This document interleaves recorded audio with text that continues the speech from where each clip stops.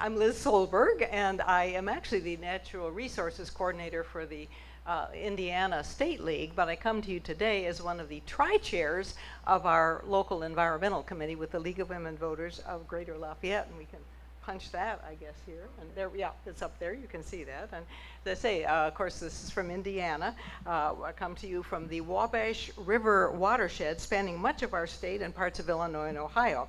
We are, unfortunately, one of the 3 Mississippi River subbasins that deliver the highest nutrient loads to the Gulf of Mexico, which contributes, of course, to the Gulf's hypoxic zone. So there's a lot of work to be done.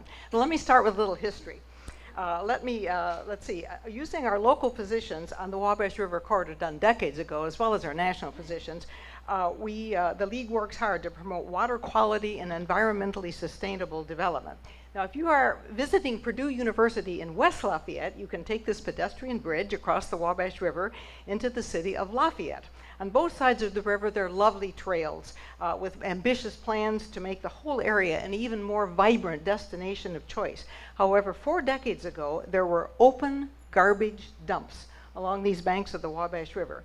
Extensive League work is securing an EPA grant for solid waste management education, which included a garbage lunch for local officials to bring awareness of the deadly implications of these horrific practices.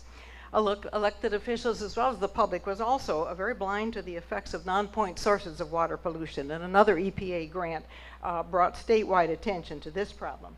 The League was asked to serve on several commissions created to address these issues as our community started to embrace the river as a treasure, bringing both sides of the river together rather than viewing it as a polluted sewer separating us. Another bit of history was not done by the League alone, but rather rather as a part of a community visioning process that resulted in the creation of a decade ago of the Wabash River Enhancement Corporation. The officers of this 501c3 corporation are our bipartisan mayors and county commissioner, as well as the Purdue president's representative. All work together so well to achieve watershed protection and sustainable development. And I should add that 2 of us who co-chair our local group were a part of the technical advisory committee to that group. The Enhancement Corporation also cooperates with Purdue on semi-annual watershed sampling blitzes involving hundreds of community members, which our League actively promotes. This generates, of course, both water quality data, but also public awareness. In the last 3 years, our League has educated and advocated on a variety of water issues, such as, for example, this organizing a Wabash River Enhancement Corporation update for the community, and presenting a public service program on CSOs. As you know, that stands for Combined Sewer Overflows, to help the public understand the problem and the importance of these expensive, but when completed, entirely invisible structures. Back in the late 1800s, of course, it was very progressive to collect the domestic sewage, the industrial wastewater, the stormwater runoff, and send it to a wastewater treatment plant. But when volume exceeds capacity, after a big rain, for example, or snowstorm, the system discharges the resulting overflow into a nearby body of water. Our 2 cities, like many others that have been mentioned here, are making huge investments in these mammoth holding tanks to store that overflow until the plant's treatment capacity catches up. This most recent one will be the size of an NFL football team, field, not team, but field, I can't read myself here, with a concrete foundation 3 feet thick and supported by 800 pilings that go down 40 feet. Not cheap. We also give formal testimony at local events. Recently, for example, at a Board of Zoning Appeals public hearing opposing industrial use of the floodplain. Each year we hold a public program on state legislative environmental issues early in the session, followed by electronic calls to action. 22 this year, either action alerts or issue updates. Much of our effort focuses on stopping bad bills from advancing in the Indiana General Assembly. Last session, there were attempts to take away local control on a number of water quality issues, for example, local control of floodplains and also runoff from construction sites. Both are defeated, at least for now. A little concerned about the next session. In April, we partnered with the Hoosier Environmental Council to sponsor a CAFO workshop. As many of you know, CAFO stands for Concentrated Animal Feeding Operations.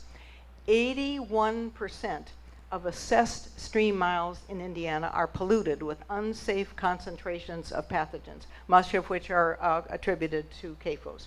In Indiana, our challenge is twofold: enough funding for enforcement, which we don't have, but also the need for additional safeguards. Notice my use of the word. We don't say regulations. We try and work, we want to appeal to a broader spectrum of allies. All of this recent activity started from a question about league environmental efforts from new members 3 years ago. A follow-up gathering that identified water as the top priority has grown into an action list of 75. Now that's 42 league members, but also 33 non-members who attended our programs and asked to be included. And 6 of those members are new to the league because of the programs. In summary, our local league, our efforts on water are a mix of these educational events combined with local advocacy, and then of course state and national action as guided by our state league. And the whole issue of the funding for the Great Lakes Restoration Initiative last year is an example of that we all did some things on there. Finally, Jeanette Nagu, a longtime activist who couldn't be here today, wanted you to know that she makes these programs available around the region, and I put these, if any of you didn't get any, I put about 3 on a table. If any of you want that, I have more copies of that. And that beautiful picture, my comment was, water is of course our lifeblood, as shown in beautiful Turkey Run State Park in Indiana.